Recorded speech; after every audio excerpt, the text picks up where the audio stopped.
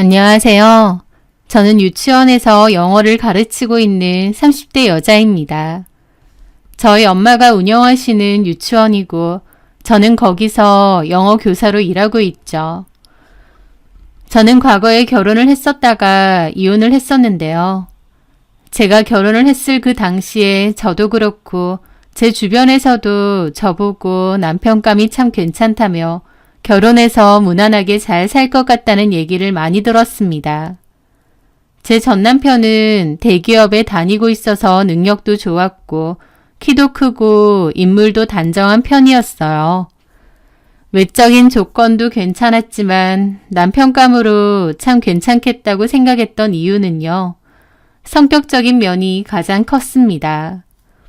30대가 된 남자임에도 수줍음이 많고 조용하고 차분한 편이었는데 그런 모습들이 순수해 보이고 선해 보였거든요.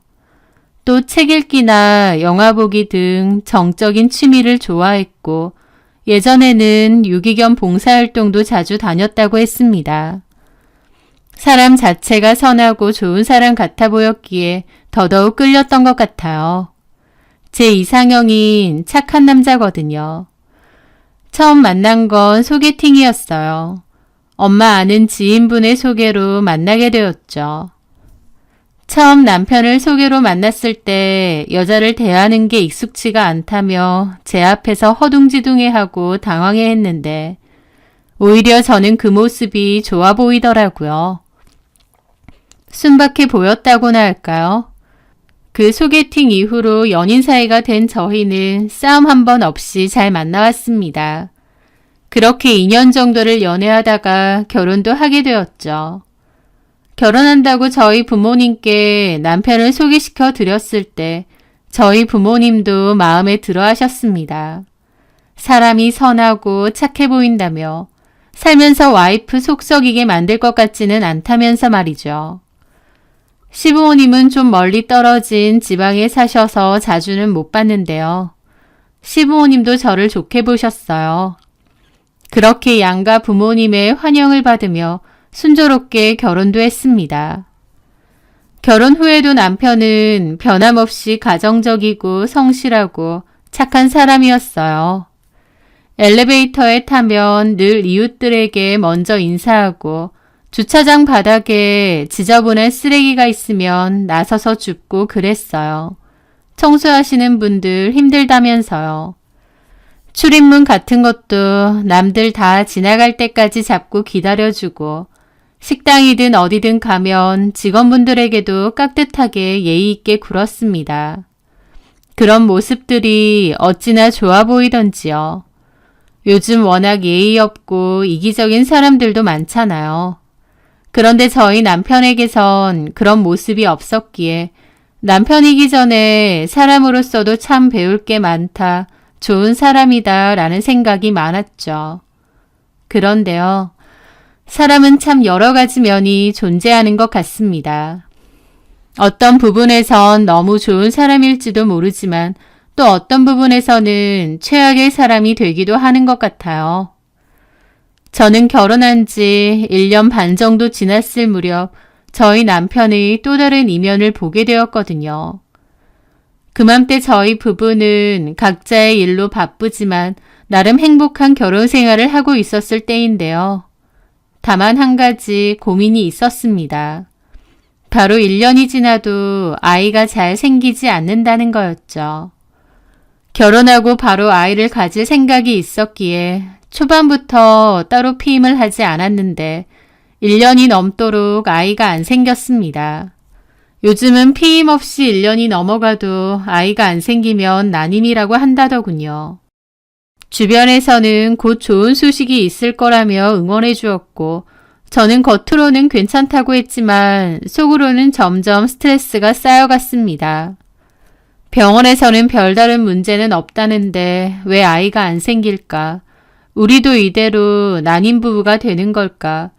적극적으로 시험관이든 뭐든 해야 되는 걸까? 이런저런 고민이 많았었죠. 남편과 그런 얘기를 많이 했고 남편은 그럴 때마다 너무 조급하게 생각 말고 천천히 준비하자고 그랬습니다. 저는 남편에게 당신 닮은 착하고 선한 아들을 낳고 싶다는 얘기를 잘했어요. 그러면 남편은 저더러 저 닮은 똑똑하고 야무진 딸을 낳고 싶다고 했고요. 아들이든 딸이든 예쁜 아이도 낳고 지금처럼 늘 행복하게 살았으면 좋겠다고 생각했습니다. 그런데 그 생각을 하고 얼마 있지 않아 그 일이 생겼어요. 그날은 유치원에 출근하지 않은 날이었는데요. 오전에 확인을 해보니 생리가 나온 날이었어요. 기대했는데 또 임신이 안 된 거였습니다. 평소보다 더 실망이 컸고 기분이 확 가라앉더라고요. 남편도 출장 때문에 집에 안 들어오는 날이었다 보니 저 혼자서 좀 울적하게 있었던 것 같아요. 그렇게 내내 누워있다가 문득 생각을 좀 바꿨습니다. 이렇게 울적하게만 있지 말고 차라리 몸을 좀 움직이자 싶었던 거죠. 그렇게 갑자기 일어나 집 청소를 하게 되었습니다. 여기저기 하다 보니 평소에 바쁘다는 핑계로 정리를 제대로 못했던 옷장이나 서랍 등도 좀 치우자 싶었죠. 그렇게 막 청소를 하다가 그것을 발견하게 된 겁니다. 웬 통장을요. 남편과 저는 결혼할 때 서로 수입이 어떻게 되는지 오픈했었습니다. 그리고 남편은 자기가 따로 쓸 정도의 용돈만 빼고는 저한테 생활비 명목으로 월급을 전부 입금을 해줬거든요. 그러면 저는 그걸 제가 버는 돈과 합쳐서 공동 생활비도 쓰고 따로 적금도 들고 그랬습니다. 제가 관리를 하기로 한 거죠. 서로의 금전 상황에 대해 투명하게 다 오픈했다고 생각했고 남편의 통장 내역 같은 것도 제가 얼추 다 안다고 생각했는데요. 그 통장은 제가 처음 보는 것이었죠. 이게 뭐지 싶어서 내역을 좀 봤는데 좀 놀랐습니다. 남편은 거기에 좀 많은 돈을 넣어두었고 중간에도 틈틈이 넣어두더라고요. 게다가 최근까지도 사용을 활발하게 했었고요. 그 순간 알겠더군요. 아, 이거 남편이 나 몰래 만들어둔 비상금 통장 같은 거구나 라는 것을요. 사실 조금 의외기도 하고 놀라기도 했습니다. 왜냐면 제가 아는 남편의 성격 특성상 저 몰래 이런 비자금 통장을 만들 거란 걸 생각 못했거든요. 의외였다고나 할까요? 하지만 조금 놀랐다는 것뿐이지 그냥 이해했습니다. 아무리 부부라고 해도 모든 걸 다 공유할 필요는 없고 또 비상금 통장 정도야 갖고 있을 수도 있지 했거든요. 근데 가만 내역을 보니까 지출도 상당히 빈번하고 금액도 들쑥날쑥했습니다. 뭘까 싶어서 찬찬히 보는데 남편은 그 통장으로 체크카드를 만들어서 이래저래 쓴 것 같더라고요.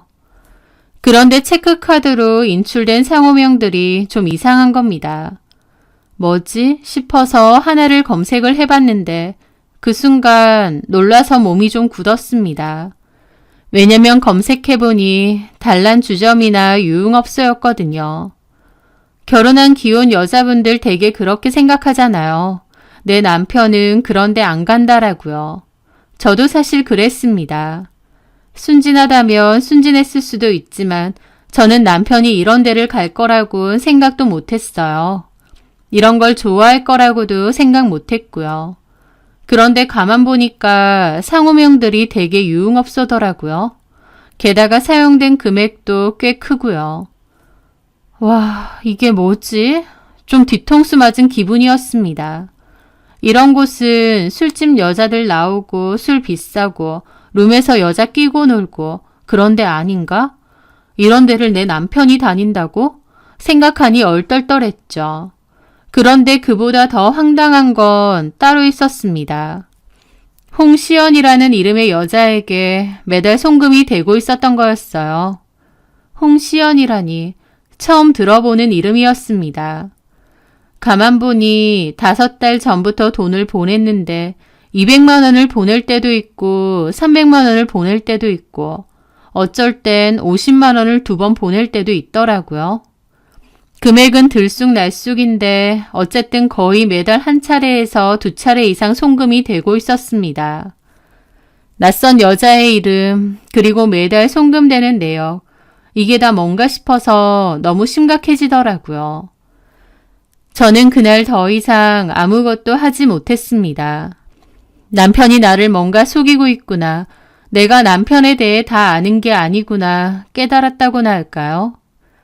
그렇게 다음날 남편이 출장을 끝내고 왔습니다. 해외 출장이었는데 시차 적응 때문에 힘들어하고 피곤해 하더라고요. 저는 일단 티를 안 냈습니다. 당장이라도 따지고 묻고 싶은데 일단은 좀 더 확실해지기 전까진 티를 내면 안 되겠더라고요. 그렇게 남편은 피곤해하면서 좀 씻고 잔다고 했습니다. 그리고 침대로 가서 드러누웠고 금방 코까지 골며 골아 떨어지더군요. 저는 남편이 완전히 잠든 것을 확인하고 충전 중이던 남편 폰을 조심스레 들고 거실로 나왔습니다. 그렇게 남편의 폰을 몰래 확인해 보았고 홍시연이라는 이름의 여자를 찾았어요. 그리고 어렵지 않게 그 여자와 남편의 대화를 찾아서 보게 되었죠. 그런데 그 내용은 실로 충격이었습니다. 이번 달 보냈어요. 하긴 했어요. 오빠, 고마워요. 이게 마지막으로 나눈 대화더라고요. 저는 대화창을 위로 올려보았죠. 그러면서 그 둘이 나눈 대화들을 다 보게 되었습니다. 그 대화들로 유추를 해보니 대강 알겠더라고요. 홍시연이라는 여자는 업소에 다니는 여자고요. 남편이 그 업소를 자주 갔던 것 같습니다. 그러다가 업소 외에 밖에서도 따로 만남을 가진 모양이었어요.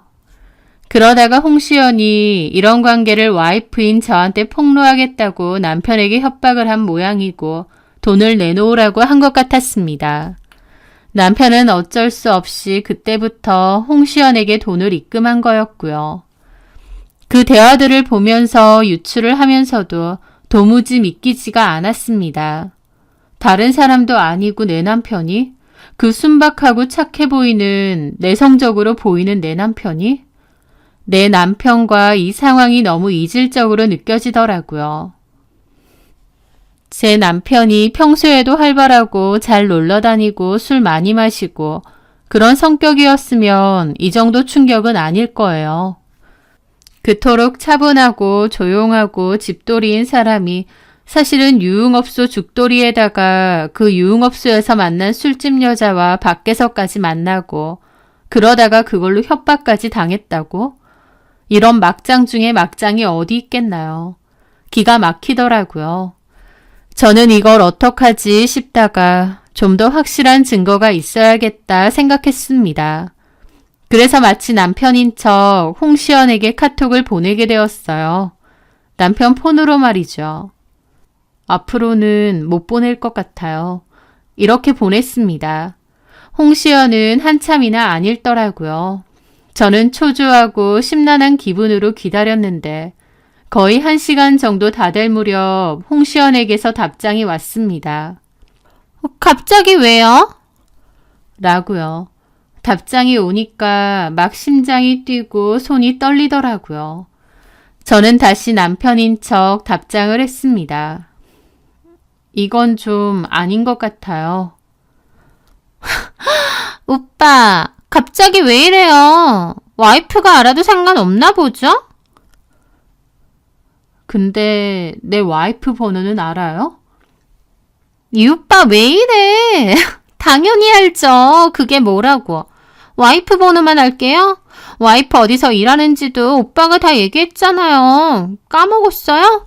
나 기억력 좋은데. 유치원에서 영어 가르친다면서요. 그 유치원은 장모 거고. 저한테 할 말 못할 말 다 해놓고 갑자기 왜 이러실까? 라는데 심장이 터질 듯이 뛰더라고요. 남편 놈이 이 술집 여자한테 저에 대한 얘기, 저희 부모님 얘기까지 구구절절 다 한 겁니다. 도대체 밖에서 바람피는 업소 여자한테 와이프 얘기를 왜 하나요? 진짜 미친 것 같았고 너무 열받아서 당장이라도 남편놈 딱이라도 올려붙이고 싶었지만 일단 참았습니다. 그리고 답장을 했죠. 어쨌든 이제는 못 져요. 마음대로 해요. 그랬더니 한참이나 답장이 안 오다가 이렇게 왔더군요. 오빠, 내가 얘기했잖아요. 간단하게 해결될 걸 어렵게 가시려고 하네요. 오빠가 저한테 뭘 했어요? 지금 와이프가 얼굴은 못생겼어도 친정도 잘 살고 음식도 잘하고 착하다고. 결혼 잘한 것 같다면서요. 결혼 만족도 높다면서요. 그 행복한 결혼이 개박살나도 상관없나 보죠? 저 오빠 와이프한테만 알릴 거 아니고요. 오빠네 회사에도 알릴 수 있어요. 저 얼마든지 그렇게 할 수 있고 무서운 거 없는데. 라며 협박하는 문자를 보내는데 기가 막히더라고요. 저는 뭐라고 하지 하다가 좀 세게 보냈습니다. 웃기고 있네. 너 증거 영상이 있는 건 맞아? 내가 보기엔 쥐뿔도 없는데 쇼하는 것 같은데? 라고요. 그리고 답장이 또 안 오는데 떨리더라고요.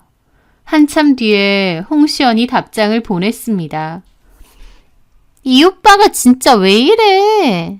말로만 하니까 심각한 걸 모르나 보다. 제일 가벼운 걸로 하나만 보내줄 테니까 직접 보고 결정하세요. 그렇게 동영상을 하나 보냈더군요. 저는 떨리는 손으로 그걸 눌러봤습니다. 그 동영상 속 장소는 어떤 모텔인 것 같았고 남편은 모텔 욕실에서 씻는 것 같더군요. 홍시연이 욕실 쪽을 힐끗거리며 몰래 카메라를 설치하는 게 찍혀 있었습니다. 잠시 후 남편이 나체로 욕실에서 나왔어요. 그러더니 홍시연한테 피곤하다느니 어쩌느니 징징거리더라고요.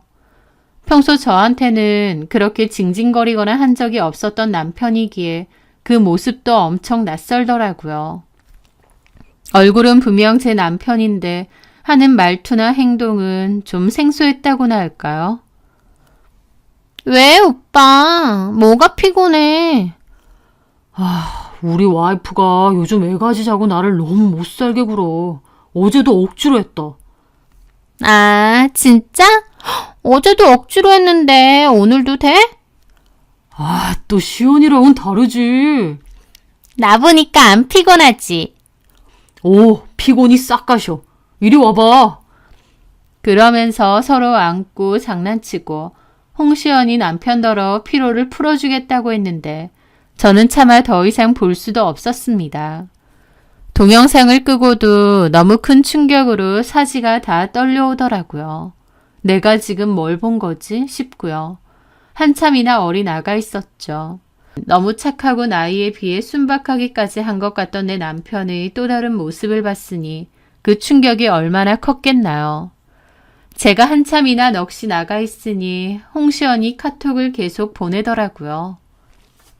오빠 놀랐어요? 근데 이거 하나만 있는 것도 아닌데. 오빠, 우리 많이 만났잖아요. 저는 한참이나 멍하게 있다가 떨리는 손으로 홍시연이 남편 카톡으로 보냈던 그 동영상을 제 카톡으로 다시 보냈습니다. 그리고 그 둘의 대화도 모조리 캡처해서 저한테 보냈죠. 그러고 있는 제 꼴이 너무 비참해서 눈물이 주룩주룩 나더라고요. 그렇게 다한 저는 남편의 폰을 놔두고 방으로 갔습니다. 그리고 제 짐을 챙겼어요. 남편하고 한 집에 더 이상 못 있겠더라고요. 친정으로 갈까도 했는데 친정 부모님이 뒤집어지실 것 같아 차마 못 가고 고민 끝에 혼자 살고 있는 친구에게 연락했습니다. 친구가 전화를 받자마자 저는 울음이 터졌고 친구는 놀라서 왜 그러냐고 어디냐고 하더라고요. 저는 일단 친구 집으로 간다고 했고 친구 집에 도착해서 그 얘기를 다 했습니다. 친구도 경악을 하더라고요. 준수 씨가 그럴 거라곤 상상도 못했다면서요. 저도 어떻게 이럴 수가 있느냐며 눈물 콧물 쏟아냈죠. 그렇게 저는 다음날 몸이 너무 안 좋다고 엄마에게 말씀드리고 출근을 하지 않았습니다. 그리고 친구 집에서 하루 종일 멍하게 있었어요. 어떤 생각을 할 만한 정신이 아니었기에 하루 종일 밥도 안 먹고 멍하게 있었습니다. 그리고 그때부터 남편에게서 전화가 계속 왔어요. 제가 집 폰 본 거, 홍시연이 동영상 보낸 거, 제가 다 봤다는 걸 남편도 알았겠죠. 막 전화가 오고 문자로 자기가 더 설명할 테니 제발 전화 좀 받으라고 어디냐면서 연락 오고 난리도 아니었습니다. 저는 모조리 다 씹다가 밤에 들어갈 테니 그때 얘기하자고 문자 하나 남겼습니다. 사실 제 마음은 이미 이혼으로 상당히 기울었는데 어쨌든 그래도 대화는 해야겠더라고요. 그렇게 저는 저녁 늦게 집으로 간다고 했고 친구가 가도 되겠느냐며 걱정을 하더라고요. 저는 괜찮다고 하고 무거운 발걸음으로 집으로 갔습니다. 제가 들어가 보니 남편은 소파에서 가만히 앉아 있었어요. 그러더니 제가 들어오자마자 막 걱정하는 척 어디 있다 왔냐느니 걱정했다느니 그러더라고요. 그 모습도 가식적으로 보이고 가증스러웠죠. 제가 누구 때문에 집 나갔다가 들어왔는데요. 저는 그냥 대답 없이 소파에 앉았고 남편더러 앉으라고 했습니다. 그리고 이제 말해보라고 했어요. 물론 내가 다 알고 있으니 거짓말할 생각 말고 사실대로 말하라고요. 그러자 남편이 그러더라고요. 자기야, 내가 정말 잘못했어. 나 아침에 내 폰 보고 기절하는 줄 알았어. 당신이 홍시영 그 여자랑 나인 척하고 대화했더라고. 그 여자는 동영상까지 보내고. 그 동영상도 다 봤어. 나는 전혀 몰랐네. 당신이 그런 유흥업소에 다니는 것도, 밖에서 그런 여자들 만나고 다니는 것도 내가 아는 최준수가 아니라 아예 다른 사람처럼 느껴지더라고. 저는 오히려 차분하게 말이 나왔습니다. 너무 기막히니까 오히려 사람이 차분해지더라고요. 제 말에 남편은 갑자기 소파에서 내려오더니 무릎 꿇고 빌기 시작하는 겁니다. 자기야, 정말 내가 잘못했어. 내가 진짜 입이 10개라도 할 말이 없다. 그런 소리 할 거면 그냥 이혼하자. 이혼이라니. 이혼해. 내가 그런 것까지 봤는데 당신하고 더 살 수 있을 거라고 생각 안 하지? 여보, 잠깐만. 그래도 이혼은 우리 서로 사랑하잖아. 코웃음이 나왔습니다. 너는 사랑해서 다른 여자랑 그러고 다녔니? 참 가증스럽다. 양가 부모님께도 알릴 거야. 그리고 소송도 해야겠네. 결혼할 때 해온 거 토대로 재산도 나누자. 애가 없으니 그나마 좀 낫겠네. 그런데 소송이라는 말에 남편의 눈이 반짝이더라고요. 소송? 그래, 소송. 소송하자, 소송해. 뭐라고? 소송해. 그녀한테도 꼭 해. 절대 봐주지 말고 선체해주지도 말자. 하면서 눈이 막 희번뜩한 겁니다. 순간 남편의 눈빛이 너무 달라져서 좀 무섭더라고요. 저한테 막 그년 소송하라고 그러는 겁니다. 왜 이래? 자기도 눈치챘겠지만 나 그녀한테 협박당했어. 완전 전문 꽃뱀이야. 그 망할 년이 자기한테 알린다고 얼마나 협박하고 돈을 뜯어냈는지 알아? 내가 그것 때문에 스트레스가 얼마나 극심했는지 탈모까지 생길 정도였어. 자기한테 말은 못했지만 나 진짜 죽고 싶을 만큼 힘들었다니까. 내가 잘했다는 건 아닌데 그걸로 나 협박하는 그녀는 진짜 사회 악이야, 사회 악. 나 차라리 자기가 다 안다고 생각하니까 속이 시원해. 더 이상 자기 속이지 않아도 되고 그 망할 년한테 협박 안 당해도 되잖아. 하면서 열변을 토하며 홍시연 욕을 하는데 무섭더라고요. 저는 남편의 그런 모습을 처음 봤습니다. 남편도 그동안 협박당하면서 갈치당한 돈이 꽤 되다 보니 홍시연에게 극도의 분노를 가지고 있는 듯 했습니다. 근데 그걸 지켜보는 저는 어처구니가 없더라고요. 남편이 가만히 있는데 모르는 사람인데 홍시연이 협박했나요? 좋다고 술집 가서 초이스하고 모텔 가서 뒹굴고 와이프 뒷담에 처갓집 얘기까지 할 말 못할 말 함부로 다 할 땐 언제고 이제 와서 지가 협박당했다고 홍시연이 죽일년이고 꽃뱀이니 하는데 참 우습고 너무 치졸해 보이더라고요. 저는 남편을 가만히 지켜보다가 그랬습니다. 당신 지금 이러는 거 너무 웃긴 거 알지? 그래서 당신은 가만히 있는데 홍시연이 막 와서 유혹했어? 당신은 가만히 있는데 홍시연이 자기랑 자자고 들이댔어? 유흥업소 제 발로 찾아가서 그 여자 선택하고 놀다가 밖에서까지 만난 건 당신이야. 당신이 피해자야? 진심으로 피해자라고 생각해? 뭐 내가 알아서 속이 시원하다고? 내 속이 어떤지는 보여? 믿었던 남편 놈의 더러운 실상을 봤는데 너는 이제 다 들켰으니 차라리 속이 시원하다고 하는 거야? 네가 인간이야? 제 물음에 남편은 아무 말도 못하더라고요. 나 진짜 기가 막힌다. 소송, 할 거야. 홍시연한테도 하고 당신한테도 할 거고 내가 할 수 있는 거 다 할 거야. 근데 내가 할 수 있는 것만 할 거야. 홍시연 상대로 협박 고소하고 싶으면 그런 건 알아서 해. 내가 이 마당에 당신 좋으라고 뭐 해줄 일 있어? 지금 내 앞에서 홍시연한테 협박당했다고 피해자 코스프레 하는 거야 뭐야. 기가 막혀서. 저도 화가 나서 소리를 질렀고 남편은 아무 말 못하고 가만히 있더라고요. 저는 치떨려 하면서 자리에서 일어났습니다. 이혼 서류 준비할 테니 도장 찍고 가 접수해. 여보! 여보라는 소리도 하지 마. 듣기 싫어. 너는 진짜 인간 쓰레기야. 저는 그렇게 말하고 다시 차키 챙겨서 밖으로 나왔습니다. 남편은 그냥 고개만 숙이고 가만히 있더라고요. 그렇게 저는 울면서 운전해서 친구 집으로 다시 갔고 남편과의 대화를 다 얘기했습니다. 친구도 울면서 저를 위로해주고 다독여주더라고요. 그렇게 저는 그 길로 이혼을 준비했습니다. 그리고 홍시연과 남편을 상대로 상간 위자료 소송을 걸었죠. 그리고 그 사실을 양가 부모님께도 알렸습니다. 저희 부모님도 기가 막혀 하셨고 바로 갈라서라고 하시더라고요.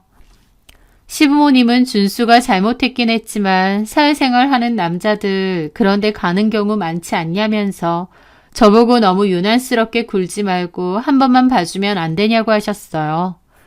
그러면서 준수가 가장 큰 피해자이고 준수도 꽃뱀한테 당한 거 아니냐고 하시더라고요. 저는 시부모님에게 단호하게 말씀드렸습니다. 어머니, 준수 씨 본인이 좋아서 저 속이고 그런데 드나들고 심지어 그 술집 여자랑 밖에서 따로 만나기까지 한 겁니다. 그 여자한테 돈 좀 뜯겼다고 정말 준수 씨가 피해자라고 생각하세요? 이게 무슨 피할 수 없는 불의의 사고도 아니고 다 저 사람이 스스로 자처한 거잖아요. 어머님, 아버님이야 아들이니까 당연히 편들고 싶으실 거고 그것까지 제가 뭐라고 하는 거 아닙니다. 그런데요, 저한테까지 강요하지 마세요. 아무것도 아닌 일로 이혼하는 것 마냥 유난스럽게 취급하지 마시라고요. 아니, 우리가 너를 그렇게 취급한다는 게 아니라 저는 화가 나서 어머님, 아버님에게 그 여자가 보냈던 동영상까지 보내버렸습니다.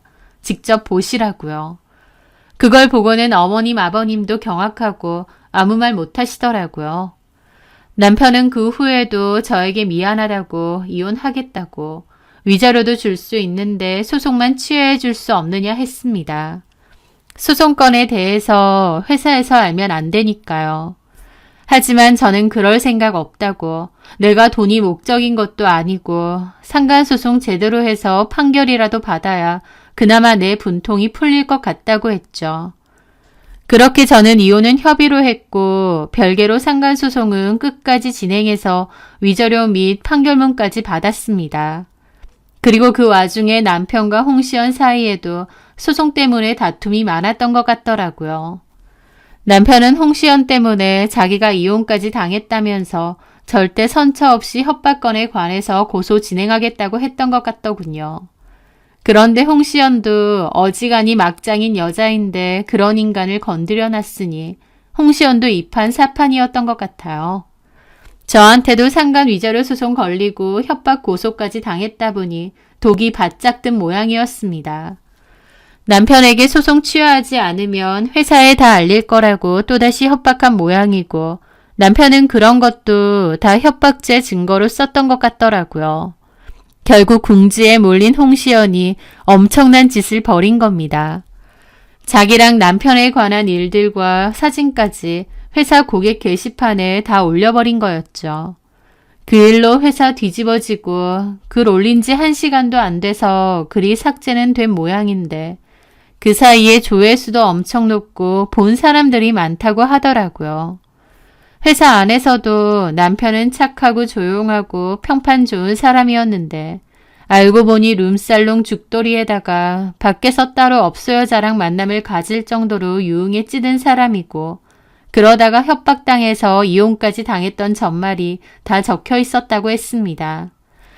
남편이 회사 안에서 구축했던 이미지와는 완전 반전인데다 그런 일들이 회사 게시판에까지 올라왔으니 회사가 완전 들썩들썩 난리가 난 모양이었습니다. 회사 사람들 사이 입방아에 완전 오르내리고 개망신 제대로 당한 거죠. 남편은 열받아서 명예훼손으로 고소 추가를 했다고 하는데 홍시연은 돈 없으니 그냥 감빵 넣으라고 배째라고 나오는 모양이에요. 남편은 저랑의 상간소송할 때 그런 얘기들까지 하며 자기가 너무 상황이 힘들다며 저에게도 합의를 요구했는데 저는 절대 합의는 없다고 거절했습니다. 그 시간이 좀 걸리긴 했지만 이혼과 상간소송을 마무리했고 한동안은 남편의 소식을 듣지 못했습니다. 물론 궁금하지도 않았고요. 그러다가 이혼하고 1년 정도 뒤쯤에 남편이 원래 다니던 회사는 결국 그만두고 다른 작은 회사로 들어갔고 정신과 치료를 받으며 산다고 들었습니다. 그리고 그게 마지막으로 들은 소식이었어요. 그걸 듣고 진짜 유약한 인간이네 싶은 거예요. 유흥업소 가고 저 몰래 다른 여자랑 자고 다닐 땐 간도 크게 그러고 다녔으면서 협박당하고 소송 진행하니 이제 와서 멘탈 부서져서 정신과 치료 받는다는 것도 참 어이없고요. 어쨌든 그 소식을 마지막으로 전 남편과의 인연은 완전하게 끝이 났습니다. 요즘 사람들이 쓰는 단어 중에 스불제라는 단어가 있다고 합니다. 스불제가 뭐냐면요. 스스로 불러온 재앙이라는 말의 줄임말이래요. 남편은 그 일로 인해 회사 사람들의 가십거리 대상이 되고 결국 회사에서도 나가게 되고 이혼당하고 정신과 치료까지 받게 되었죠. 그런데 어쩌겠나요? 그 모든 것은 남편이 스스로 불러온 재앙인데요. 제 앞에서는 건실한 척, 착실하고 가정적인 척, 뒤에서는 따로 비밀 통장까지 만들어서 유흥업소 다니고 여자들 밖에서 만나고 다니고 본인이 그렇게 살아온 데에 대한 대가겠죠. 저는 그런 것들이 불쌍하지도 안타깝지도 않습니다. 오히려 가만히 있다가 뒤통수 제대로 당한 제가 제일 불쌍하죠. 이 일로 인해 저는 겉으로 보여지는 모습이 다가 아니구나. 작정하고 속이면 얼마든지 속일 수 있는 게 사람이구나 라는 것을 많이 깨달았어요. 우연한 계기로 발견한 남편의 비밀 통장과 그 속에 숨겨져 있던 더러운 비밀들. 그나마 임신 전에 이 모든 사실을 알고 끝낸 게 다행이었던 것 같아요. 이혼 당시에는 많이 힘들었지만 시간이 흐르고 나니 그때의 제 결단과 선택이 옳았다는 것을 많이 느낍니다. 만약 시부모님의 설득이나 남편의 눈물 어린 사과에 깜빡 속아 한번 넘어가 줬더라면 남편에 대한 신뢰가 이미 깨졌기 때문에 결혼 생활을 억지로 이끌고 가봤자 저만 더 힘들고 괴로운 일이었을 것 같습니다. 그러다가 결국엔 갈라섰을 것 같고요. 차라리 아니다 싶을 때 빨리 끝을 냈던 게 잘한 게 아닌가 싶네요. 제 사연 들어주셔서 감사합니다.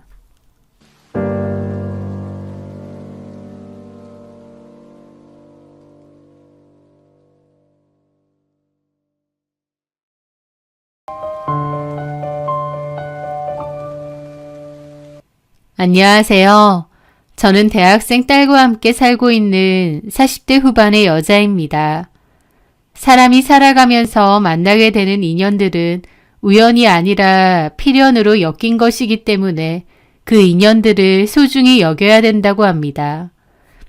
그 중에서 특히 가족관계는 보통 인연이 아니기 때문에 그런 소중한 인연을 홀대하거나 쓸모가 없어졌다고 버리면 언젠가는 화를 입는다는 글이 있더라고요.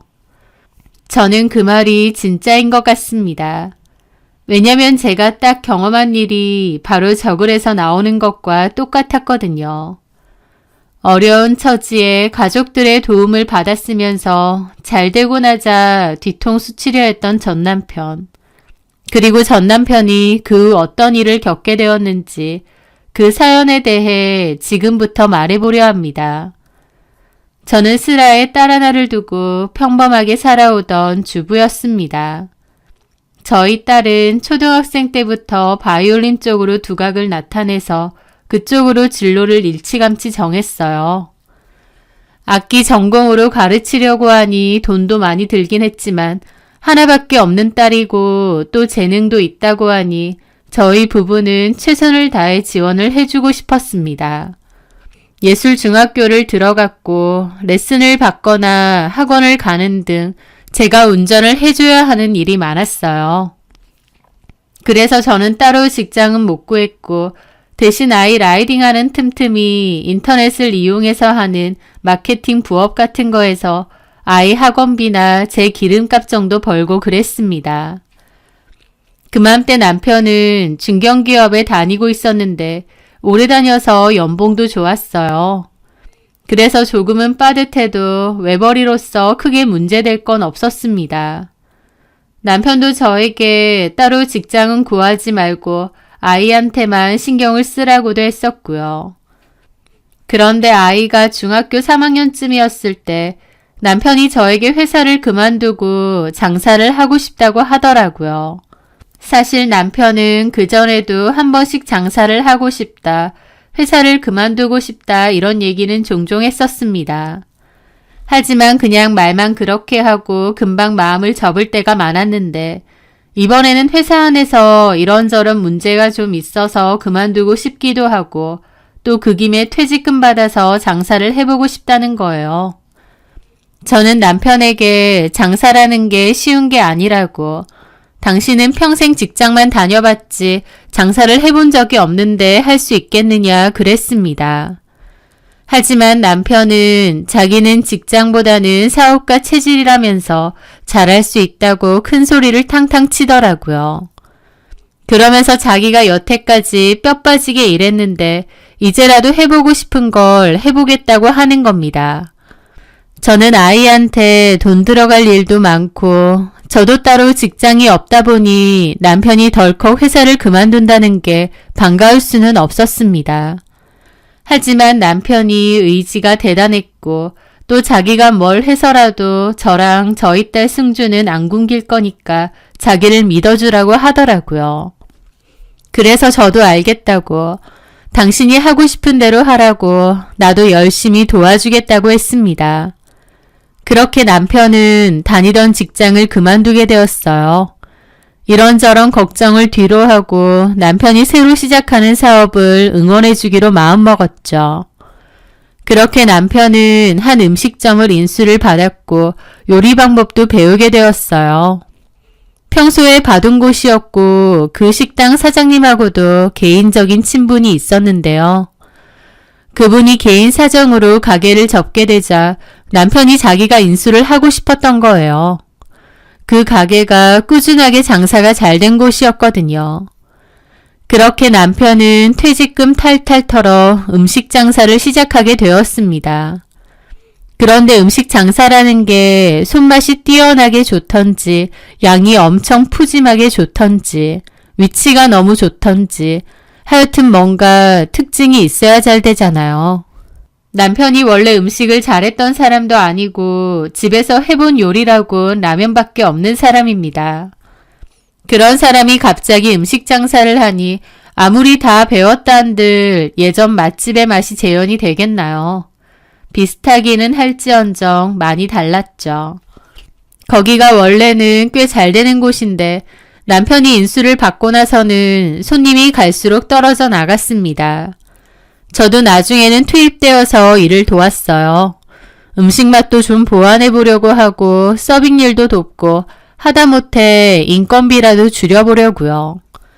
그맘때 저도 아이한테는 신경 못 쓰고 남편 가게 일에 전적으로 매달렸습니다. 그럼에도 갈수록 매출도 안 좋아지고 적자만 겨우겨우 면하는 수준이었어요. 남편은 호기롭게 장사를 시작했지만 생각보다 여의치 않았기에 나중에는 큰 돈을 들여서 마케팅도 적극적으로 했습니다. 저도 좀 도와보려고 나름 가게 블로그도 만들어서 홍보도 하고 노력을 했지만 근본적으로 뭐가 달라진 게 아니다 보니 장사는 계속 지지부진했죠. 매출이 갈수록 떨어졌기 때문에 이대로 가다가는 문을 닫아야 될지도 모르겠더라고요. 투자했던 돈은 고스란히 날린 채로요. 그때 저도 속으로는 너무 힘들었고 그냥 회사 잘 다니지 왜 굳이 장사를 한다고 해서 이 고생일까 싶기도 했습니다. 하지만 속으로 그렇게 생각할지언정 겉으로는 오히려 더 씩씩하고 밝게 굴었습니다. 왜냐면 가장 힘든 사람은 남편일 거라고 생각했거든요. 좋을 때만 가족 아니고 힘들고 어려울 때도 서로 붙돋아주고 힘이 되는 게 가족이잖아요. 그러던 와중이었습니다. 저희 친정엄마는 친정아버지 돌아가시고 나선 시골 외할머니 댁으로 내려가셔서 혼자서 사시는데요. 거리도 있고 평소에 바쁘다 보니 자주는 못 찾아뵈거든요. 그맘때 엄마 생신도 있고 너무 못 간 것 같아서 가족들 다 같이 엄마를 뵈러 갔습니다. 그날 엄마가 저희 식구들 온다고 음식을 많이 준비해 주시고 특히나 제가 좋아하는 닭도리탕도 해주셨어요. 저희 엄마도 사실 예전에 동네에서 닭도리탕 장사를 하셨거든요. 가게 크기는 작았지만 장사는 꽤 잘된 편이어서 동네 안에서는 나름 오래된 맛집이었습니다. 그러다가 아빠가 아프시고 돌아가시면서 접으시고 시골로 내려가신 거고요. 저는 엄마의 닭도리탕이 너무 맛있다 보니 다른 웬만한 곳에서는 먹어도 맛있는지 모르겠더라고요. 그리고 제가 흉내내도 그 맛이 잘은 안 났습니다. 하여튼 저 온다고 엄마가 실력을 발휘하셨고 저희 가족들은 엄마의 닭도리탕을 개눈 감추듯 먹었습니다. 그런데 남편이 한참 먹다 말고 바로 이거라고 외치더라고요. 뭐가 바로 이거야? 그래, 내가 왜 이걸 생각 못했지? 장모님 닭도리탕 최고잖아. 나도 이거 엄청 좋아했는데 까먹고 있었네. 근데? 나 식당 메뉴를 좀 바꿔야겠어. 지금 파는 걸로는 도저히 안 되겠어. 장모님한테 비법 배워서 이걸 팔아야겠어. 남편은 저희 엄마의 닭도리탕 비법을 배워서 그걸 팔아보겠다는 거예요. 저희 엄마도 과거에 이걸로 장사를 했었고 꽤 잘 되기도 했었다 보니 나쁘진 않을 것 같더라고요. 어차피 이대로 가면 가게 문 닫는 건 시군죽 먹기인데 뭐라도 해봐야 될 것 같았으니까요. 그렇게 남편은 가게 임시 휴업을 걸고 엄마에게 내려가서 닭도리탕 비법과 밑반찬 방법도 배웠습니다. 사실 엄마 장사하실 때도 배우고 싶다는 사람이 종종 있긴 했는데 엄마는 굳이 뭘 하면서 안 가르쳐 주신 걸로 알거든요. 그런데 사위가 알려달라고 하니 엄마도 최선을 다해 적극적으로 알려주셨어요. 딸 내외가 아등바등 하는 걸 아셨기 때문에 도움이 됐으면 하시는 마음이었죠. 그렇게 남편은 엄마네 집에서 지내면서 닭도리탕 비법을 배웠고 나중에 저도 먹어보니 저희 엄마가 하는 맛과 거의 비슷하게 내더라고요. 남편은 그렇게 메뉴를 바꾸고 재오픈을 했습니다. 초반에는 홍보가 덜 돼서 그런지 장사가 오히려 그 전보다 더 안 되는 것 같았고 그 전 메뉴 먹으러 왔다가 메뉴가 달라진 거 보고 그냥 돌아가시는 분도 있었어요. 그래서 초기에는 더 장사가 안 됐죠. 하지만 그 후로 1명, 2명 먹어보고 입소문이 나면서 조금씩 손님들이 늘어나기 시작했습니다. 특히 한번 먹어본 분들이 또 생각이 난다며 2번, 3번 찾아오고 단골이 되는 경우가 많아지기 시작했어요. 저번 남편 가게에서는 그전까지 딱히 단골이라고 할 만한 사람이 없었거든요. 그런데 단골들이 많이 늘어난 거죠. 그렇게 남편의 장사는 점차 잘 되기 시작했고 나중에는 손님들로 북적이기 시작했습니다. 주말 같은 때에는 기다리는 손님들까지 제법 생길 정도였죠. 저희 집은 재오픈을 하고 몇 달 만에 소위 줄 서는 맛집이 된 겁니다. 그맘때 저도 남편의 가게에 틈틈이 가서 일을 도왔고 주말에는 아예 같이 출근해서 일을 했어요. 남편은 바빠서 정신이 없지만 너무 행복하다고 했습니다. 그러면서 자기가 뭐라고 했냐고 자기는 사업가 체질이라고 안 했느냐며 허세를 부리기도 했습니다. 다만 그때도 좀 서운했던 건 사실 가게가 그렇게 잘 된 데에는 저희 엄마의 공이 상당히 크잖아요. 그럼에도 남편은 언젠가부터 자기가 잘해서 잘 된 것처럼 생각하는 것 같더라고요. 제가 한 번씩 우리 엄마한테 고마운 줄 알아 그렇게 장난을 치면 아, 그럼 장모님 감사하지 정도만 얘기하고 그냥 맙니다. 저도 같은 얘기 자꾸 하긴 좀 치사해 보여서 말았지만요. 가끔씩은 저 사람이 자기 혼자 잘 돼서 잘 된 줄 아나 싶을 때도 있긴 했어요. 하지만 그런 건 사실 부부끼리도 느끼는 사소한 서운함 정도였고 어쨌든 남편의 성공은 제 성공이기도 했기에 진심으로 기쁘고 좋았습니다. 가게가 망하기 직전일 때 너무 마음고생이 심하고 앞길이 막막하기도 했는데 그때를 생각하면 지금의 성공이 너무 감사하게만 느껴진 거죠. 그렇게 시간은 흘러 4년 정도 흘렀을 때였습니다. 남편의 가게는 꾸준하게 잘 되었고 저희 딸은 고등학교 2학년이 되었습니다. 딸 입시 준비를 해야 했기에 저도 한창 바쁘기도 했고 또 이미 가게에는 상주하는 직원들이 많았기에 저까지 자주 출근할 필요는 없었어요. 그래서 바쁘거나 할 때만 가끔 가곤 했습니다. 그리고 남편은 그맘때 홀서빙 직원을 하나 더 구했는데요. 그 직원의 이름은 조수희였습니다. 수희 씨는 저랑 나이가 비슷했고 고등학생 1학년 아들을 키우고 있다고 했어요. 남편은 컴퓨터 수리기사 일을 한다고 하더라고요.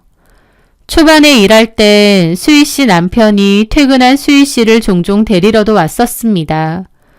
부부금슬도 좋아 보였고 수희 씨나 수희 씨 남편 둘 다 성격이 싹싹하고 좋아 보이더라고요. 가게 입장에서는 싹싹하고 애살 있게 열심히 해주는 직원이 있는 게 참 고마운 일이기 때문에 저도 수희 씨를 참 좋게 봤었습니다. 그런데 한 1년 정도 지났을 무렵이었습니다. 저는 오랜만에 아이랑 같이 밥을 먹기 위해 남편네 가게에 가게 되었어요. 그리고 거기서 직원분들이랑 얘기를 나누다가 별 생각 없이 수희 씨한테 오늘 비도 많이 오는데 남편분이 퇴근하면 데리러 오시냐 그랬거든요. 그런데 수희 씨 표정이 좀 어색해지면서 안 와요. 저 이혼했어요. 그러는 겁니다. 그 말에 저는 좀 당황했죠. 제가 가게에 자주 안 오긴 하는데 제 기억 속에는 수희 씨가 남편과 사이가 몹시 좋았던 걸로 기억하거든요. 그런데 난데없이 이혼을 했다고 하니 좀 놀랐죠. 하지만 남의 가정일이다 보니 제가 실례를 했나 보다 싶어서 먼저 사과를 했습니다. 아, 그랬어요? 미안해요. 나는 몰라서. 괜찮아요. 그 얘긴 더 이상 하지 않았지만 속으론 도대체 언제 이혼을 했다는 거지? 궁금하긴 했습니다. 그리고 그날 밤에 남편에게 물어봤어요. 나 오늘 모르고 실수했네. 뭘? 수희 씨 이혼했다며? 아니 언제? 내가 마지막으로 봤을 때 남편이 데리러 왔던 건 기억나는데 언제 이혼했대? 그 말에 남편도 미간을 찌푸리더라고요. 그런 걸 내가 어떻게 알아? 직원인데 몰라? 그런 얘기 안 해? 몰라. 바빠 죽겠구만. 그런 거 물어보고 다니겠어? 남 일에 관심은? 하면서 괜히 발끈하더라고요. 내내 붙어있는 직원이고 쉬는 시간 같은 때 모여서 이런저런 얘기도 많이 하지 않나요? 그런데 남편은 괜히 발끈하네 생각해서 저도 그냥 말았죠. 그런데 얼마 뒤 가게에 저랑 친한 주방 직원이 있는데요. 그 직원이 저에게 전화를 했습니다. 그리고선 청천벽력과도 같은 얘기를 전해주더라고요. 사모님, 사장님 있잖아. 요새 낌새 이상한 거 없어? 그게 무슨 말씀이세요? 내가 이 얘기를 할까 말까 고민 정말 많이 했는데 어쨌든 내가 사모님하고도 친하잖아. 그런데 사람 된 도리로서 모른 척하는 건 좀 아닌 것 같아서. 뭔데 그러세요? 사장님하고 수희 씨하고 보통 사이가 아닌 것 같아. 네? 저는 그 말에 머리가 띵해지더라고요. 직원들 사이에서 아름아름 소문이 퍼졌어. 두 사람 그렇고 그런 사이 같다고. 에이, 무슨 소리세요? 무슨 말도 안 되는. 누가 그런 소리를 하고 다닌단 말이에요? 뭐 때문에요? 직접 봤대요? 실은 직접 본 사람이 있어. 뭘 직접 봐요? 사장님하고 수희 씨가 같이 술 먹는 거 동네에서 본 사람도 있다고 하고 둘이서 은근히 서로를 보는 눈빛이 좀 달라. 게다가 수희 씨 이혼했다고 했잖아. 얘기를 도통 안 하니까 몰랐다가 나도 뒤늦게 알았는데 그 이혼이 사장님 때문이라는 얘기도 있고. 저희 남편 때문에 이혼을 한 거라고요? 그 얘기를 듣는데 너무 어처구니가 없고 황당하더라고요. 전혀 믿기지가 않아서 초반에는 화가 난다기보다 그저 황당했습니다. 뭔가 오해가 있을 거라고 생각했어요. 두 사람이 따로 술 마시는 걸 누가 봤다는 거예요? 아유, 그거야 말 못하지. 얘기해 주셔야죠. 직원이라고 해봤자 언니랑 수희 씨 빼면 4명밖에 더 돼요? 저한테 그냥 솔직히 얘기해 주세요. 괜히 나한테 들었다곤 하지 말고. 그런 얘기는 안 할게요. 혁수 씨가 봤대. 혁수 씨랑 수희 씨랑 같은 동네 사는데 동네에 있는 호프집 갔다가 둘이 그러고 있는 걸 봤대. 그런데 딱 봐도 보통 사이가 아닌 것 같더래. 서로 손도 만지고. 손을 만져요?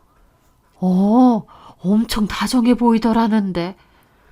라는데 너무 벙찌더라고요. 황당하고 현실감도 안 느껴졌습니다. 가게랑 집 밖에 모른다고 생각했던 내 남편이 바람을? 그것도 수희 씨랑? 이게 말이 되나 싶더라고요. 저는 전화를 끊고 나서도 한참이나 멍했습니다. 그리고 그날 저녁 저는 남편 가게에서 좀 떨어진 곳에다 시동은 끈 채 차를 대놓고 가만히 지켜봤어요. 가게 마감을 했고 잠시 후 직원들이 퇴근하고 나오더라고요. 남편은 인사만 하고 바로 안 나오고요. 그리고 수희 씨도 나오는 게 보였습니다. 수희 씨는 가게 뒤편에 대놓은 차에 올라탔고 바로 출발하더라고요. 남편은 좀 더 가게에 있다가 문을 닫고 차에 올라타고요. 딱히 둘이서 같이 어딜 가는 것 같지는 않았고 남편의 차도 좀 있다가 출발을 했습니다. 퇴근하고 집으로 가는 것 같았죠. 저는 긴가민가한 생각으로 좀 멀찌감치 떨어져서 따라가고 있었어요. 그런데 집으로 가는 줄 알았던 남편의 차가 갑자기 다른 방향으로 확 틀더라고요. 뒤에서 뒤따라오던 저는 그 순간 심장이 철렁하는 겁니다. 저 사람이 집으로 안 가고 어디로? 라는 생각이 들었죠. 그렇게 저도 남편이 들어간 방향으로 따라갔는데 남편의 차가 안 보이는 겁니다. 뭐지? 싶어서 천천히 주변을 둘러보던 찰나 남편으로부터 문자가 온 겁니다. 단체 손님들이 빨리 안 가서 조금 늦게 퇴근할 예정. 이렇게요. 그걸 보는데 너무 기가 막힌 겁니다. 좀 전에 가게 마감하고 퇴근했고 그걸 제가 지켜보는데 남편은 뻔뻔하게 이렇게 저한테 보낸 거예요. 그런데 가만 생각해보니 남편이 예전에도 이런 식으로 저한테 문자를 보낸 적이 종종 있었습니다. 그럼 나한테는 이렇게 보내놓고 지금 조수희를 만나러 간 건가 싶더라고요. 저는 일단 전화를 걸었습니다.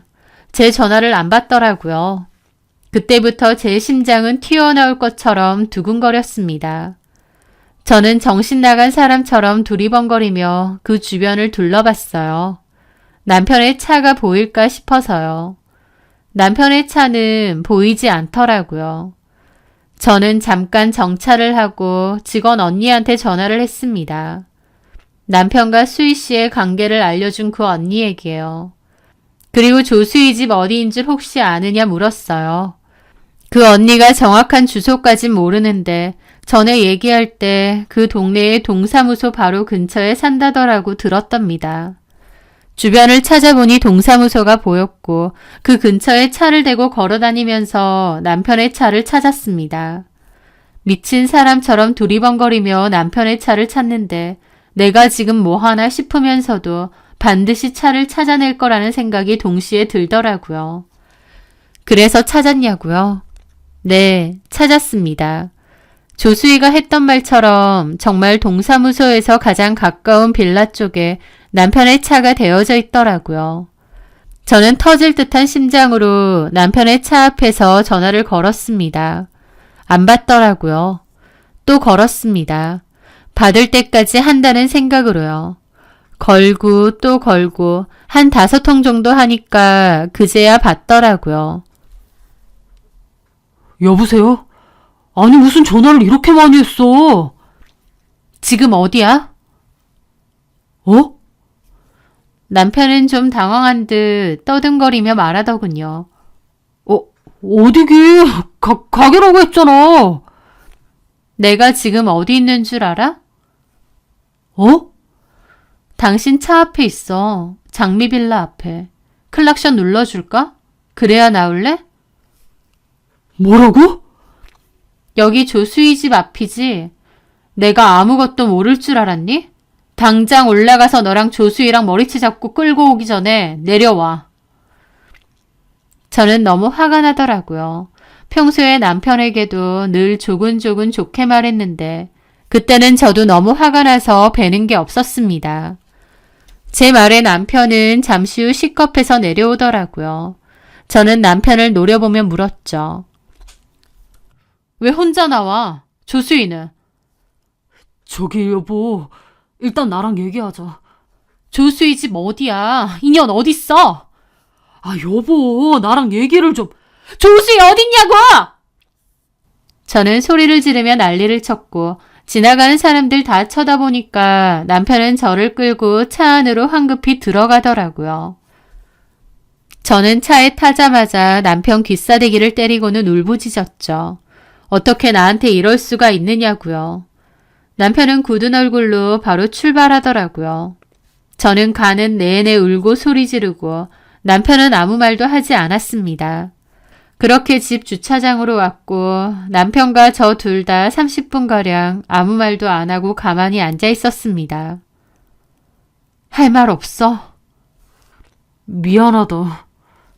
조수희랑 바람핀 거 맞지? 미안하게 됐다. 네가 인간이야? 우리 엄마 요리 비법 가져다가 식당 잘 되니까 바로 딴짓이야? 제 울분에 찬 외침에 남편은 고개만 숙인 채 그저 미안하다는 말만 반복했습니다. 하지만 그 눈빛 어디에서도 진심 어린 반성은 찾아볼 수 없었죠. 집으로 돌아오는 내내 그리고 집에 도착해서 언제부터 그랬느냐 물어봤습니다. 남편은 입을 열지 않았고 저는 그럼 그냥 이혼하자고 했습니다. 제가 이혼 얘기를 하는데도 남편은 가만히 있었는데 오히려 그 모습에 가슴이 철렁하더라고요. 이 인간이 진짜 이혼을 하든 말든 상관없다 그건가 싶고요. 그런데 남편이 갑자기 빌기 시작했습니다. 내가 정말 죽을 죄를 지었다. 죽을 죄를 지었으면 다 얘기하라고. 그래, 얘기할게. 조수희랑은 한 3개월 정도 됐어. 그때 조수희가 이혼하고 나서 많이 힘들어했고 위로해주다가 그만. 애초에 이혼이 당신 때문 아니고. 아, 무슨 소리야. 그런 건 아니야. 나랑은 별개 문제로 헤어진 거고 어쨌든 그때 많이 힘들어해서 위로해주다가. 그러다가 정분이 났다고? 조수희는 왜 이혼한 거래? 남편 문제였대. 왜? 그쪽 남편도 바람 폈대? 아니, 돈 문제도 있고.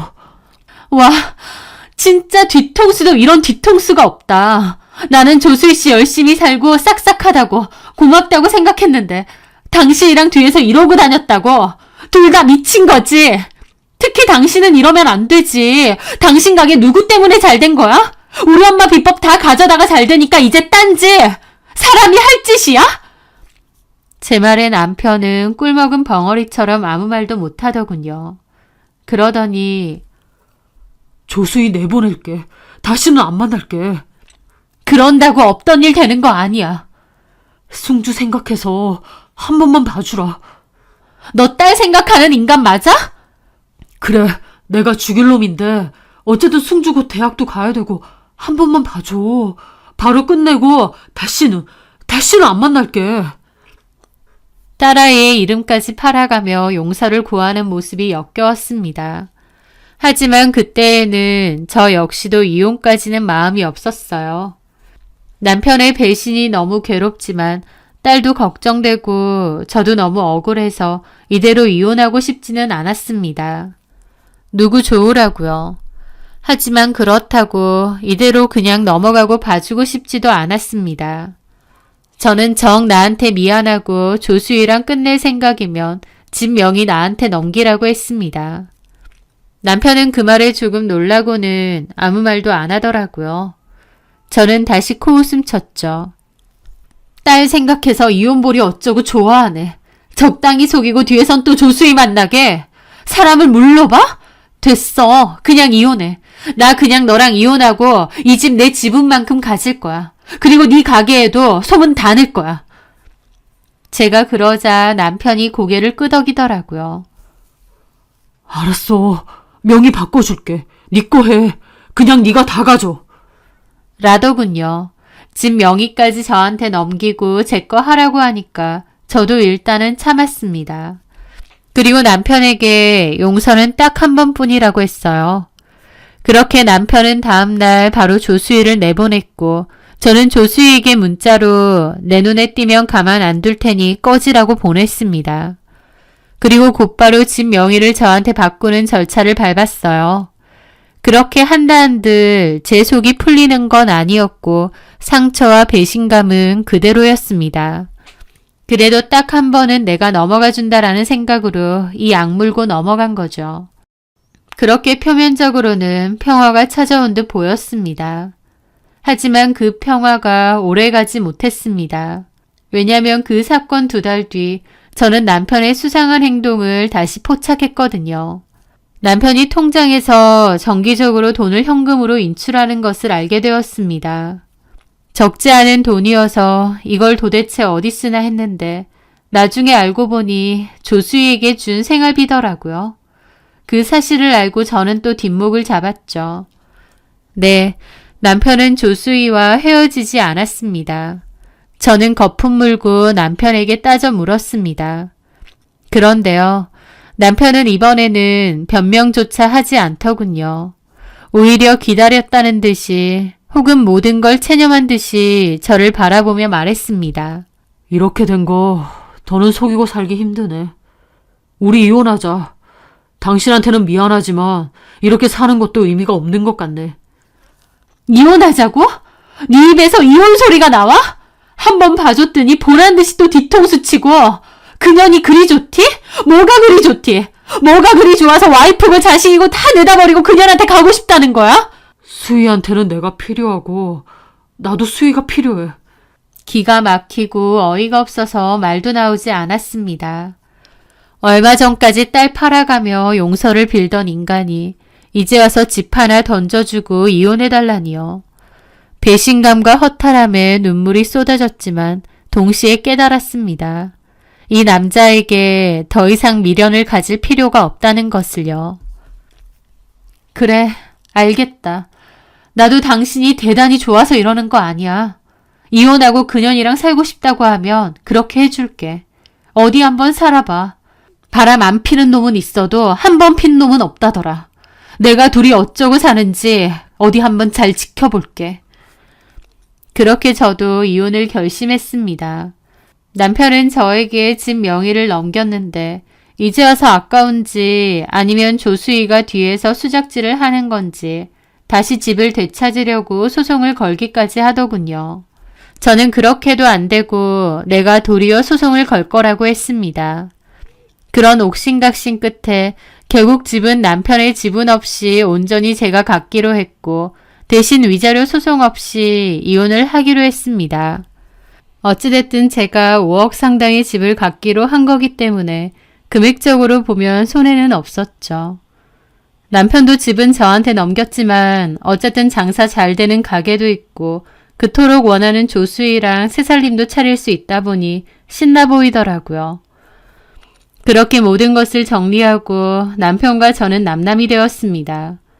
그 과정에서 저희 딸도 그 사실을 다 알게 돼서 아빠를 더 이상 안 보고 싶다고 하더라고요. 남편 놈도 조수희한테 푹 빠져서 딸애한테 연락도 제대로 안 했고요. 여자에 미치니 자식도 안 보이는 그런 인간이었습니다. 그렇게 남편과 저는 갈라선 후 각자의 삶을 살고 있었어요. 그런데 이혼하고 얼마 지나지 않아 전 남편의 가게에는 이상한 일이 벌어지기 시작했습니다. 전 남편이 운영하는 가게의 통유리창에 누군가 밤사이 붉은색 락커로 불륜 남녀, 더러운 인간들 같은 험한 글씨를 휘갈겨 놓고 달아나는 일이 발생한 겁니다. 소식을 전해 들었지만 저는 아무렇지도 않았습니다. 그들이 자초한 일이니까요. 그런데 아니나 다를까 전 남편에게서 길길이 날뛰는 전화가 걸려왔습니다. 당신이지? 당신이 한 짓이지? 집까지 줬는데 뒤에서 이런 치졸한 짓이나 해? 저는 코웃음을 치며 차갑게 대답했습니다. 놀고 있네. 나는 니들 어떻게 사는지 관심도 없고 얽히고 싶지도 않아. 어따 대고 난리야. 가게에 CCTV도 없어? 그 CCTV가 고장이 나가지고 어쩌라고. 아무 증거도 없이 어따가 전화해서 난리야. 뭐 듣자니 불륜 업자고 적어놓은 모양인데 그럼 착하게 살지 그랬어. 당신 진짜 아니야? 나는 그렇게 가게에다 안 적지. 내가 했다면 네 면상에다가 적었을 거다. 다시는 이딴 전화하지 마. 그렇게 저는 전화를 끊었습니다. 그런데 저도 좀 궁금하긴 하더라고요. 도대체 누가 싶었죠. 남편이 그 낙서를 지웠는데 얼마 뒤에 또 붉은 글씨가 새겨졌습니다. 덕분에 동네에는 전 남편과 조수희의 불륜 사실이 삽시간에 퍼져나갔죠. 손가락질하는 사람들과 수군거리는 시선 때문에 가게는 장사에도 큰 타격을 입기 시작했습니다. 계속되는 낙서와 주변의 따가운 시선에 미칠 지경이 된 전 남편은 결국 범인을 잡기 위해 남편은 가게 CCTV도 고쳐서 새로 달았는데 한동안은 또 괜찮았나 보더라고요. 그런데 얼마 뒤 결국 덜미가 잡히고 말았습니다. 컴컴한 새벽 시간 주위를 살피며 붉은 락커를 꺼내 유리창에 글씨를 쓰는 그 범인은 다름 아닌 조수희의 고등학생 아들이었던 겁니다. 조수희의 아들은 조수희가 이혼 후 친아빠랑 산다고 들었던 것 같아요. 원래는 말수 적고 조용조용한 학생이었던 걸로 아는데요. 엄마의 불륜으로 가정이 깨지고 또 아빠와 자신을 버리고 새 가정을 꾸린 엄마에 대한 원망, 제 전남편에 대한 분노로 그런 짓을 벌인 거였습니다. 전남편은 저에게 조수희가 먼저 이혼을 했고 그걸 위로해주다가 눈이 맞았다고 하지만 사실은 아니었어요. 그 두 인간이 진작에 눈이 맞아서 바람이 났고 그걸로 조수희도 이혼을 한 거였더라고요. 그 더러운 인간들의 짓 때문에 그 아들도 상처를 받아서 이런 짓을 벌인 거였습니다. 범인을 확인한 전 남편은 그 길로 조수희에게 달려가 난리를 친 모양이었어요. 그리고 경찰에 신고한다고 했는데 조수희는 당연히 아들이니 신고는 안 된다고 했겠죠. 그 일로 둘 사이도 상당히 틀어진 모양이었습니다. 결국 남편은 조수희가 필사적으로 말림해도 조수희 아들을 재물 손괴 혐의로 신고해버렸다고 하더라고요. 아무리 잘못을 저질렀다지만 자기 아들을 경찰에 넘겨버리니 조수희 역시 전 남편에게 완전히 정이 떨어진 듯 했습니다. 그 일을 계기로 두 사람은 서로에게 온갖 저주를 퍼부으며 처절하게 싸우다가 헤어졌다고 하더군요. 불륜으로 시작된 그들의 관계는 그렇게 파국을 맞이한 겁니다. 엎친 데 덮친 격으로 동네에는 이미 전 남편과 조수희의 불륜 사실, 그리고 조수희 아들의 낙서 사건까지 모르는 사람이 없을 정도로 소문이 쫙 퍼진 상태였습니다. 사람들은 대놓고 그들을 손가락질했고 가게 앞을 지나갈 때마다 혀를 차거나 비웃음을 흘렸습니다. 전 남편의 가게는 더 이상 예전의 맛집이 아니었습니다. 인터넷 가게 리뷰에는 불륜 남녀가 운영하는 더러운 곳, 음식에서 불륜 맛이 난다, 가정 파괴범 가게는 망해야 한다 등 온갖 악성 댓글과 조롱 섞인 별점 테러가 끊이질 않았습니다. 손님들의 발길은 당연히 뚝 끊겼다고 하더군요. 결국 얼마 버티지 못한 전 남편은 쓸쓸하게 가게 문을 닫아야만 했습니다. 한때 사업가 체질이라며 큰소리치던 그의 짧은 성공은 그렇게 허무하게 막을 내렸습니다. 물론 그 성공조차도 저희 엄마의 비법을 가져다가 이뤄낸 것이지만요. 가장 힘들 때 옆에서 힘이 되어주고 버텨준 가족들은 나몰라라 하고 배신하고 딴짓하던 남편의 말로가 참 비참해졌더군요. 반면 저는 어떻게 지냈냐고요? 제가 전 남편에게 받았던 그 집의 가격이 그 사이 호재로 크게 올랐습니다. 저는 적당한 시기에 집을 팔아 상당한 이익을 보게 되었고 그 돈으로 제 딸 승주가 입학하게 된 대학교 근처에 집을 새로 구했습니다. 지금은 딸과 함께 서로 의지하며 아주 편안하고 행복하게 잘 살고 있고요. 모든 것을 잃고 초라해진 전 남편의 소식을 간간히 전해 들을 때마다 저는 생각합니다. 어려운 시절 온 가족이 나서서 도와주고 심지어 우리 엄마의 소중한 가게 비법까지 아낌없이 내주었건만 성공하자마자 은혜를 원수로 갚고 배신했던 그 남자. 눈앞의 욕망 때문에 자신에게 주어진 소중한 것들을 스스로 걷어찬 그가 참 어리석다는 생각과 함께 인과응보라는 말은 역시 틀리지 않는다는 것을 다시 한번 느끼네요. 제 사연 들어주셔서 감사합니다.